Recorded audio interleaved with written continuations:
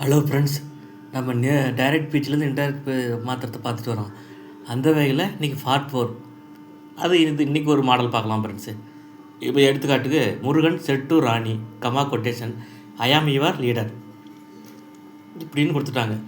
இதை டைரக்ட் ஸ்பீச்சில் இந்த direct ஸ்பீச்சை indirect ஸ்பீச்சாக மாற்றணும். எப்படி மாற்றுவீங்க? ஸ்டெப் 1, செட் டுவை டோல்ட் என மாற்ற வேண்டும். இந்த முருகன் செட் டு ராணின்றது என்னதுங்க? Reporting part.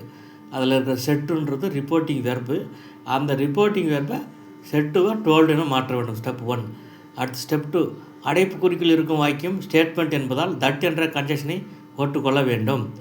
முருகன் டோல்டு ராணி, இந்த கன்ஜெக்ஷன் தட்டு போட்டுக்கணுமா, அப்போ முருகன் டோல்டு ராணி தட்டு என வரும். அடுத்தது ஸ்டெப் 3, இந்த reported part I am your லீடர்ன்றதுனாதுங்க reported part. அதில் இருக்கிற ப்ரோனவுன் அண்டு பொசசிவ் அட்ஜெக்டிவ் அல்லது பொசசிவ் ப்ரோனவுன்னு வச்சுக்கோங்க, அதை மாற்றணும். இப்போ இதில் என்ன ப்ரோனவுன் இருக்குது? ஐன்ற ப்ரோனவுன் இருக்குது. ஐ என்ன பர்சன்? First person. அது யாரை பார்க்கும்? ஸ்பீக்கரை சேர்ந்தது. ஸ்பீக்கர் என்ன person? Third person boy name Murugan. அப்போது ஐக்கு third person boy name he என போட வேண்டும். அப்போ Murugan told Rani that he என வரும். அடுத்தது ஸ்டெப் 4, சப்ஜெக்ட் போட்ட உடனே வெர்பு போட வேண்டும். ரிப்போர்ட்டிங் பார்ட்டில் என்ன டென்ஸ் இருக்கிறது? ரிப்போர்ட்டிங் பார்ட்டில் பாஸ்ட் டென்ஸ் இருக்குது.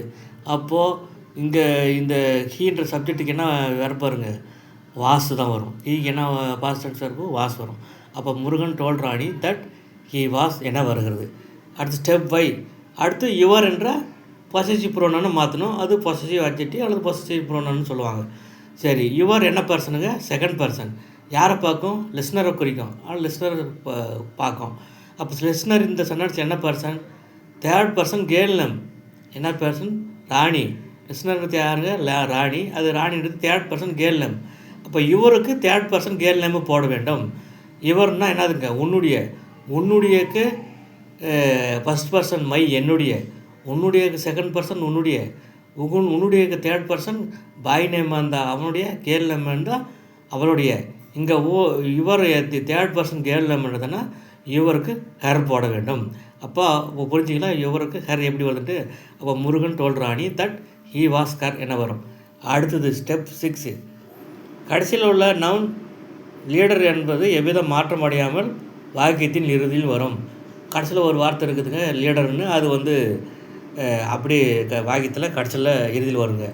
இப்போ Murugan said to Rani comma quotation I am your leader அப்படின்னு இருக்கிற டைரக்ட் ஸ்பீச் சென்டென்ஸு இன்டைரக்ட் ஸ்பீச்சை மாற்றினா எப்படி வருதுங்க?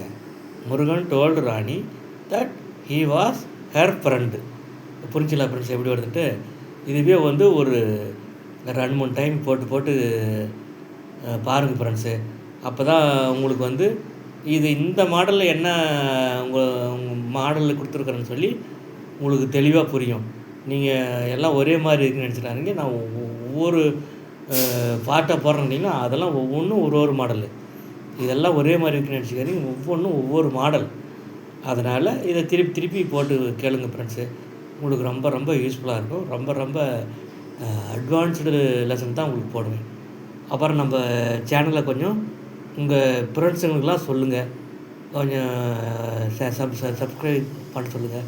நம்ம சேனலில் கொஞ்சம் சப்ஸ்கிரைப் பண்ணுங்கள். கமெண்ட் காலத்தில் ஏதோ பாசிட்டிவாக கமெண்ட்ஸ் போடுங்க ஃப்ரெண்ட்ஸு. எனக்கு கொஞ்சம் ஊக்கம் அளிக்கிற மாதிரி இருக்கும். நன்றி.